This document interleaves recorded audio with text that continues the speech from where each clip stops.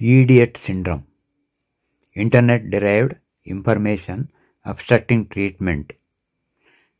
ಇದು WHO ಪ್ರಕಾರ ಒಂದು ಇನ್ಫೋಡೆಮಿಕ್. ಹೇಗೆ ಎಪಿಡೆಮಿಕ್ ಅಂತ ಹೇಳ್ತೀವೋ ಇದು information induced epidemic, otherwise called infodemic. ಕೆಲವರೆಲ್ಲ ಏನು ಮಾಡ್ತಾರೆ, ಅವ್ರಿಗೆ ಏನಾದ್ರು ಪ್ರಾಬ್ಲಮ್ ಆದ ತಕ್ಷಣ ಗೂಗಲ್ ಸರ್ಚ್ ಮಾಡಿ ಅದರಿಂದನೇ ಡಯಾಗ್ನೋಸ್ ಮಾಡಿಕೊಂಡು ಟ್ರೀಟ್ಮೆಂಟ್ ತಗೊಳ್ತಾರೆ. ಎಷ್ಟೋ ಸಲ ಈ ಗೂಗಲ್ ಕೊಡುವ ಉತ್ತರದಿಂದ ಗಾಬರಿಯಾಗಿ ವೈದ್ಯರ ಹತ್ರ ಓಡಿ ಬರ್ತಾರೆ. ಅಥವಾ ವೈದ್ಯರು ಏನಾದ್ರು ಪ್ರಿಸ್ಕ್ರಿಪ್ಷನ್ ಕೊಟ್ಟರೆ ಅಲ್ಲಿ ಡಯಾಗ್ನೋಸ್ ಬರೆದ್ರೆ ಅದು ಮನೆ ಹೋಗಿ ಅದು ಯಾವ ಮೆಡಿಸಿನ್ ಅಂತ ಸರ್ಚ್ ಮಾಡ್ತಾರೆ. ಆ ಡಿಸೀಸ್ ಹೆಸರನ್ನು ಹುಡುಕಿ ಅದರದ್ದು ಕಾಂಪ್ಲಿಕೇಶನ್ನು ಔಟ್ಕಮ್ ಎಲ್ಲ ತಿಳ್ಕೊಂಡು ಗಾಬರಿ ಆಗ್ತಾರೆ. ಮತ್ತು ಮಾರನೇ ದಿವಸ ಬಂದು ವೈದ್ಯರಿಗೆ ತಮ್ಮ ಹಾಫ್ ನಾಲೆಡ್ಜ್ ಆಗಿರುವ ಕ್ವಶನ್ ಕೇಳ್ತಾರೆ. ಈ ಇಡಿಯಟ್ ಸಿಂಡ್ರೋಮ್ ಅಥವಾ ಇನ್ಫೋಡೆಮಿಕ್ ನಿಜವಾಗ್ಲೂ ಡಾಕ್ಟ್ರುಗಳಿಗೆ ಒಂದು ಚಾಲೆಂಜ್.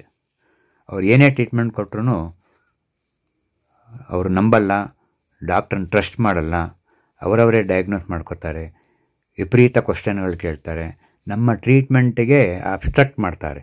ಹಾಗಾಗಿ ಇದಕ್ಕೆ internet derived information abstracting treatment ಅಂತ ಹೇಳ್ತೀವಿ. ಈ ಗೂಗಲಿಂದ ಬರುವ ಅರ್ಧಂಬರ್ಧ ಜ್ಞಾನ ಏನು ಪಾರ್ಷಿಯಲ್ ನಾಲೆಡ್ಜ್ ಅಂತೀವಿ, ನಿಜವಾಗ್ಲೂ ಅಪಾಯಕಾರಿ, ತುಂಬ ಡೇಂಜರು. ಕೆಲವರು ಅವರವರೇ CT MRI ಕೂಡ ಮಾಡಿಸ್ಕೊಂಬರ್ತಾ ಇದ್ದಾರೆ. ಇದು ನಮ್ಮ ದೇಶದಲ್ಲ, ಬೇರೆ ದೇಶ, ಈ ಏನು ಡೆವಲಪ್ಡ್ ಕಂಟ್ರಿ ಅಂತ ಹೇಳ್ತೀವಿ, US ಆಸ್ಟ್ರೇಲಿಯಾದಲ್ಲೂ ಇವಾಗ ಇದು ಕಾಮನ್ ಆಗ್ತಾಯಿದೆ. ಈ ಗೂಗಲ್ ಇನ್ಫಾರ್ಮೇಷನಿಂದ ಅದನ್ನೇ ಫಾಲೋ ಮಾಡೋಕ್ಕೆ ಹೋಗಿ ಜನಗಳು ಅಪಾಯಕ್ಕೆ ಸಿಲುಕ್ತಾ ಇದ್ದಾರೆ. ಹಾಗಾಗಿ ನಾನು ಹೇಳೋದೇನೆಂದರೆ, ನಿಮ್ಮ ಡಾಕ್ಟ್ರನ್ನ ನಂಬಿ, ಟ್ರಸ್ಟ್ ದ ಡಾಕ್ಟರ್. ನಿಮ್ಗೆ ಅಷ್ಟು ನಂಬಿಕೆ ಇಲ್ಲದರೆ ಇನ್ನೊಂದು ಸೆಕೆಂಡ್ ಒಪಿನಿಯನ್ ತೊಗೊಳ್ಬೋದು ಬೇರೆ ಡಾಕ್ಟ್ರಿಂದ. ಎಷ್ಟೋ ವೇಳೆ ಯಾರಿಗೋ ಕೊಟ್ಟಿರ್ತೀವಿ ಮೆಡಿಸಿನ್ನು, ನಿಮ್ಮ ಫ್ರೆಂಡ್ಸ್ ಹೇಳ್ತವೆ ನಂಗೆ ಕಮ್ಮಿ ಆಯಿತು ನೀನು ತಗೋ ಅಂತ ಏನು ಹೇಳ್ತಾರೆ. ಆ ಥರ ಎಲ್ಲ ಮಾಡಬಾರ್ದು. ಯಾವುದೇ ಕಾರಣಕ್ಕೂ ಡಾಕ್ಟ್ರು ಬರ್ಕೊಟ್ಟಿರೋ ಮಾತ್ರೆಗಳನ್ನು, ಮೆಡಿಸಿನ್ನ ನಿಮ್ಮಷ್ಟಕ್ಕೆ ನೀವೇ ಸ್ಟಾಪ್ ಮಾಡಬಾರ್ದು.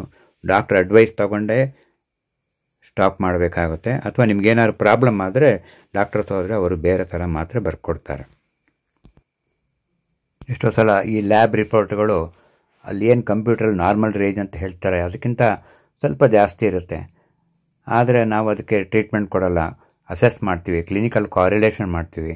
ಇವನಿಗೆ ನಿಜವಾಗ್ಲೂ ಟ್ರೀಟ್ಮೆಂಟ್ ಬೇಕಾ, ಅಥವಾ ಹಾಗೆಯೇ ಕೆಲವು ಡಯಟ್ ಮಾಡಿಫಿಕೇಷನಿಂದ, ಎಕ್ಸಸೈಸಿಂದ ಕಮ್ಮಿ ಮಾಡ್ಬೋದಾ ಅಂತ ನಾವು ಡಿಸೈಡ್ ಮಾಡ್ತೀವಿ. ಹಾಗಾಗಿ ಪೂರ್ತಿ ಲ್ಯಾಬ್ ರಿಪೋರ್ಟನ್ನೇ ನಂಬಿ ನೀವು ನಿಮ್ಮಷ್ಟಕ್ಕೆ ನೀವೇ ಟ್ರೀಟ್ಮೆಂಟ್ ತೊಗೊಳ್ಬಾರ್ದು. ಒಟ್ಟಿನಲ್ಲಿ ನಾನು ಹೇಳೋದೇನೆಂದರೆ, ನಿಮಗೆ ನಂಬಿಕೆ ಇರುವ ಡಾಕ್ಟ್ರ್ ಹತ್ರ ಹೋಗಿ ಅವರು ಹೇಗೆ ಹೇಳ್ತಾರೆ ಹಾಗೆ ಅದನ್ನು ಫಾಲೋ ಮಾಡೋದು ಬಹಳ ಒಳ್ಳೆಯದು. ನಮಸ್ಕಾರ.